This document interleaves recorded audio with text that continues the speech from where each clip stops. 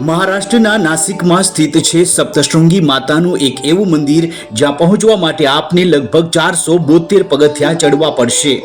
દેવીના 3.5 શક્તિપીઠો પૈકીનું એક સપ્તશૃંગી દેવીનું આ અલૌકિક મંદિર અર્ધશક્તિપીઠ પણ ગણાય છે, જે નાસિકથી આશરે 60 કિલોમીટર દૂર વણી ગામ પાસે સહ્યાદ્રીની પર્વતમાળાની 7 ટેકરીઓની વચ્ચે સપ્તશૃંગ પર્વત પર દૈદીપ્યમાન છે। અહીં દેવી સતીના દેહનો જમણો હાથ પડ્યો હોવાનું શાસ્ત્રોમાં કહેવામાં આવ્યું છે।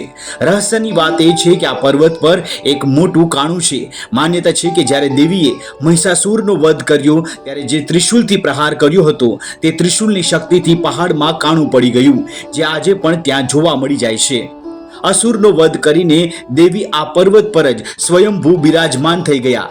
તેમની 18 ભુજાઓ છે। ગોદાવરી નદીના કિનારે બનેલા આ મંદિરમાં દેવીની પૂજા 3 મહાશક્તિઓ એટલે કે સરસ્વતી, મહાકાળી અને મહાલક્ષ્મી સ્વરૂપે કરવામાં આવે છે। ચૈત્રી નવરાત્રી અને આસો નવરાત્રી પર અહીં મોટી સંખ્યામાં ભાવિકો આવે છે। માતાના મંદિર સુધી ફ્યુગલર રોપવેની સુવિધા ઉપલબ્ધ છે।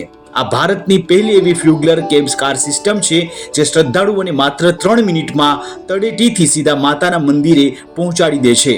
આ સેવા સવારે 6 વાગ્યાથી લઈને રાતના 9:30 વાગ્યા સુધી કાર્યરત રહે છે। આપણે એ પણ જણાવી દઈએ કે સાપુતારાથી સપ્તશૃંગી માતાનું મંદિર માત્ર 82 કિલોમીટરના અંતરે આવેલું છે।